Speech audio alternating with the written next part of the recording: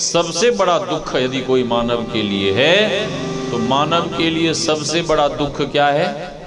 आवागमन, इस संसार में आना और इस संसार को छोड़कर जब जन्म लेता है मानव, उस समय भी बहुत पीड़ा होती है, उस समय भी बहुत कष्ट होता है मानव को, बहुत कष्ट, बहुत दुख होता है।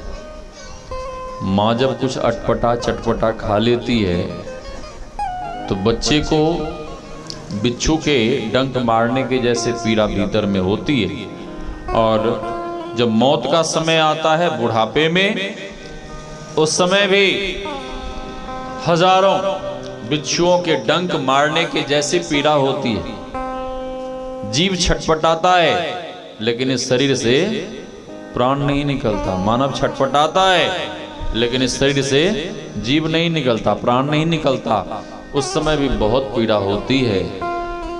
तो भगवान शंकराचार्य जी महाराज कहते हैं पुनरपि जन्म पुनरपि मरणम पुनरपि जननी जठरे शयनम यो संसारे बहुत दुस्तारे कृपया पारे पाहि मुरारे भज गोविंदम गोविंदम भज मूढ़ मते। ऐ मूढ़ मन, तुम उस परमात्मा का भजन क्यों नहीं करते? तो गुरुदेव की वाणी में आवागमन सम दुख दूजा, है नहीं जग में कोई, इसके निवारण के लिए प्रभु भक्ति करनी चाहिए। और गुरु महाराज का आदेश है धर्म कथा बाहर सत्संगा, अंतर सत्संग ध्यान अभंगा। आंतरिक सत्संग ध्यान है। गुरुदेव कहते हैं माघ भूखा बाघ काल को मुख बड़ो है बावरे, होश कर चेतो सवेरे बचो ध्यान के दावरे, काल मुख से निमुख भागो ध्यान के बल भाई रे, ऐसो अवसर खोई हो तो रोई हो पछताई रे। यदि काल के मुख से हम आप बचना चाहते हैं तो गुरुदेव कहते हैं काल के मुख से बचने का एक ही उपाय है। वह उपाय क्या है? ध्यान। ध्यान ध्यान करने वाला व्यक्ति ही काल के मुख से बच सकता है, नहीं तो जो भी संसार में आया है सब काल का ग्रास बन रहा है। हाँ, क्या नहीं बालक नहीं जौवने, नहीं वृद्धि कछुबंद, वह अवसर नहीं जानिए कब आए परे जमफंद। क्या बच्चा, क्या युवा, क्या वृद्ध, सब काल के ग्रास बन रहे हैं। और ग्रास बनने से बचना चाहते हैं तो गुरु से युक्ति सीख कर भक्ति करो, भजन करो, ध्यान करो। गुरु सच्चे होने चाहिए, जैसे तैसे गुरु नहीं। एक महापुरुष हुए, उन्होंने कहने कृपा की गुरुआ मन मन गाजत है चिलवा से कछु लेव, चिलवा मन मन सोचत है गुरु को कछु न देव। तो ये भी कहा करते थे आंधर गुरु बहर चेला, और दोनों नरक में ठेलम ठेला। सहजो बाई कहते हैं सहजो गुरु बहुतक फिरे, ज्ञान ध्यान सुधि नाही, तारी सके नहीं एक को गहे बहुत की बाह। आजकल लोग धड़ल्ले से कहते हैं जो मन है सो खाओ, जो मन है सो पियो, और जो मन है सो करो। एक बार भगवान का नाम ले लो, बेड़ा पार हो जाएगा। असंभव है, असंभव है। इसलिए पूरे और सच्चे संत सदगुरु का चरण शरण ग्रहण कर उनसे युक्ति सीख कर हम आप साधन भजन करें। महर्षि साई स्वामी जी महाराज की वाणी में मुक्ति का मार्ग भक्ति है, जो युक्ति बिना नहीं होती।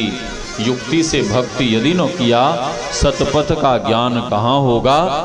तो मुक्ति का मार्ग भक्ति है, और भक्ति के लिए युक्ति परमावश्यक है। युक्ति सीख कर हम आप साधन भजन करें। गुरु महाराज का आदेश है सत्संग नित्य और ध्यान नित्य रहिए करत संलग्न हो, व्यभिचार चोरी नशा हिंसा झूठ तजना चाहिए। नित्य प्रति सत्संग करिए, नित्य प्रति ध्यानाभ्यास करिए। और सत्संग ध्यान के बिना हम आप एक भी दिन ना रहें, क्योंकि जब तक साधक सत्संग में बैठता है, ध्यान में बैठता है, तब तक उसका भाव विचार सात्विक रहता है, परमात्मा में मन लगा रहता है। जैसे ही सत्संग ध्यान से उठता है तो फिर उसका मन संसार की तरफ चला जाता है।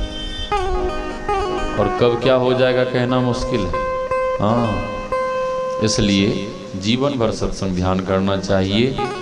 भगवान श्री कृष्ण कहते हैं यम यम भाव स्मरण भावम त्यज त्यंते कलेबरम तम तमेवेति कौन्तेय सदा तद्भवभावितः। अर्जुन ने पूछा कि हे प्रभु, अंत समय में क्या करना चाहिए? भगवान कहते हैं जैसा जैसा मानव भाव करता हुआ देह त्याग करेगा वही जन्म का कारण हो जाएगा। जैसे किसी को बाल बच्चों में आसक्ति है, अब मर गया तो मरने के बाद शुअर के शरीर में पैदा होगा। पत्नी से आसक्ति है, मरने के बाद कुत्ते का शरीर मिलेगा। हाँ, और वस्त्र में आसक्ति है तो मरने के बाद खटमल बनेंगे। एक दूसरे की निंदा करते हैं, मरने के बाद चमगादड़ बनेंगे। चमगादड़ रामचरितमानस में बाबा तुलसी ने लिखा है, धन में आसक्ति है तो मरने के बाद सर्प बनेंगे। तो अर्जुन ने भगवान से पूछा कि हे प्रभु, अंत समय में क्या करना चाहिए? भगवान श्री कृष्ण कहते हैं अंत काले च मामेव स्मरण मुक्त्वा कलेबरम यह प्रयाति समद्भावम याति नास्तत्र संशयः।